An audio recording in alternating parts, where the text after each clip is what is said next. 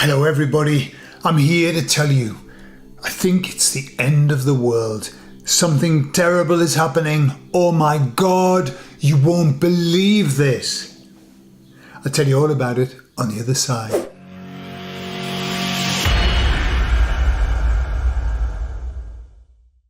So that's an unusual beginning, isn't it, for a video? Well, the reason is because today I'm talking about dramatic language and people who use dramatic language. What is dramatic language? Dramatic language is exaggerating something that mightn't be very positive and exaggerating it in such a way that it makes it a million times worse.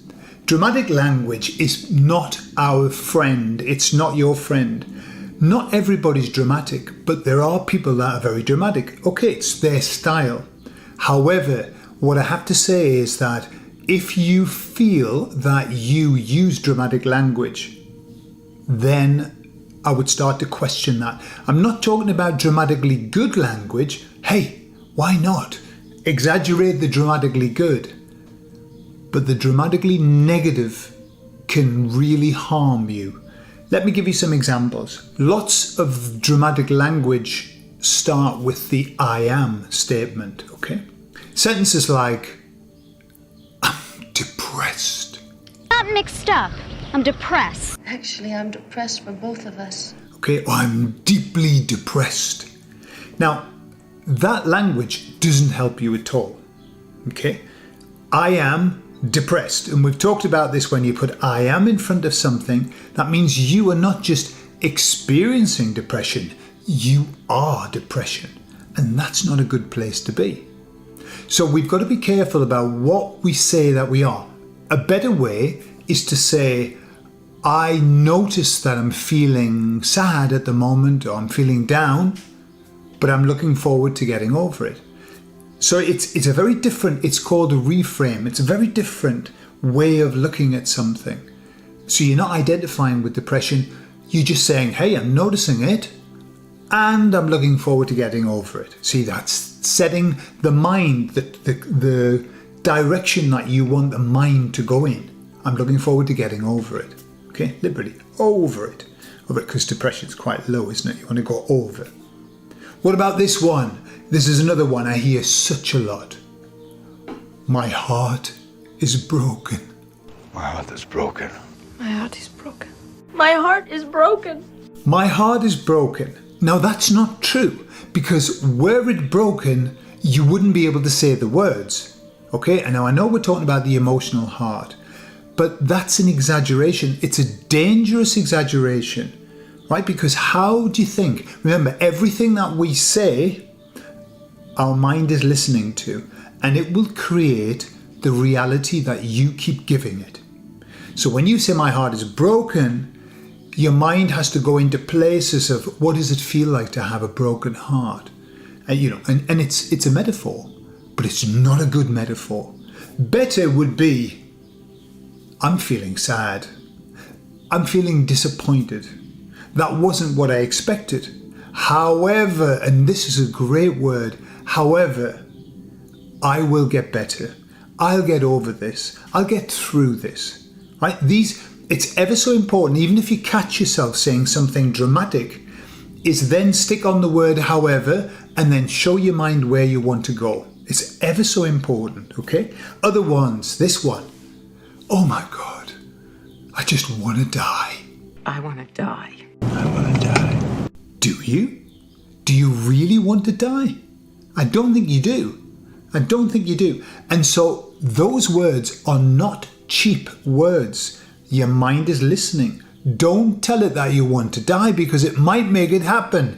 And it happens more times than you know. More times than we know. People curse themselves. I want to die is a curse. Okay? So you've got to be careful about what the curses that you were creating. Remember, we are creators. We create our reality around us. And so when we say bad stuff, and especially about us, it's nearly always about us, then bad stuff can happen because we will create it. We're very good. Remember, we come from God.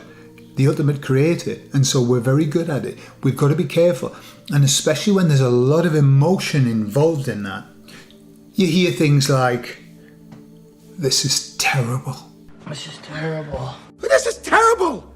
Do something! Comes from terror. So, terror, I'm filled with terror. This situation is filled with terror. I can't cope. I can't cope with it. This is the end. This is the end here. Great song by Jim Morrison.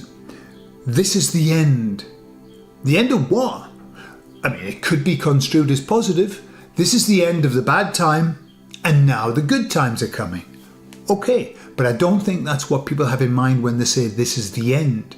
Normally, fill in the gap of my life, of the world as we know it, of existence. Not good words. Not good words. So, watch and listen to what you're saying. Some other words I hear. Dramatic people. I'm devastated. Yeah, I'm devastated. I'm devastated. Have you seen devastation? It's not nice. Don't describe yourself as being devastated. Okay? Tone it down. It's like you're at the 10 on the meter. Tone it down and say, well, I'm disappointed.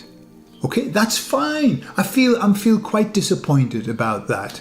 That was not a nice thing. All right? Notice, even if you say that was not a nice thing, you're still saying the words nice thing. Okay? That helps the mind, because the mind doesn't process negatives very well. Hence the fact when we say, don't think about an ice cream with a chocolate flake in it. The very first thing that you've got to do is think about an ice cream with a chocolate flake in it. So when you say, this isn't nice, your mind then has to relate to nice to know what this isn't. Yeah, so it goes to nice. This is great. Rather than saying, this is terrible, and your mind has to go to terror. Does that make sense? Whatever you say, your mind will go there.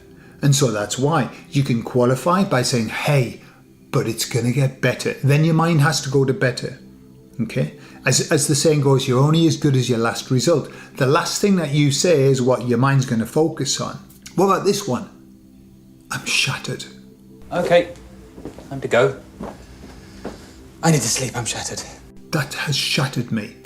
So you're in pieces, you're on the floor like a bit of broken glass. No, you're not, okay? You're not shattered, right? Because if you were shattered, you wouldn't be able to say, I'm shattered. So, watch what you're saying. Aim to say nice things. Aim to tone down the bad stuff, or reframe the bad stuff, or add on, this is going to get better, and aim to turn up the good stuff. We are not good when, I'm from the UK. And so when it's sunny, people in the UK say, well, it won't last, will it? You might have their favour now, Bargeman, but it won't last. It won't last. Enjoy it while you can, because it'll be over before you know it. Now, whether that's the truth or not, how does it make you feel when you say, oh my God, what a glorious day, and someone says, yeah, but it won't last? It's like, oh. And it deflates you, okay? All of these kind of cultural things that we have, you're looking wonderful, and the person says, oh, well, you should have seen me yesterday. I look like shit, okay? Really? You looked exactly like a piece of shit? I don't think you did. And so it's kind of like, let's not make a drama out of a crisis, okay? And we've had plenty crises. But if you stay positive, all that happens on the inside is, if you're positive around a negative thing, your mind will look for the positive and it won't focus on the negative. If you're negative around a negative thing, or you're negative around a positive thing, which is also what we're very good at, also it's going to make your mind look for that. The doors of perception will be opened, and you look for terror, and you look for how being shattered makes you feel, and it'll look for depression. I'm sad, I'm lonely, I'm depressed. Don't be dramatic. All right, if you want to be dramatic, go and do some acting and pretend like we all are right now, doing our role. But if you're going to choose a role to perform in this life. Choose a happy one, for God's sake. All right, I love you all. Keep positive. Let's not be dramatic. Be uplifting, and let's help ourselves to move into this new era into which we are going.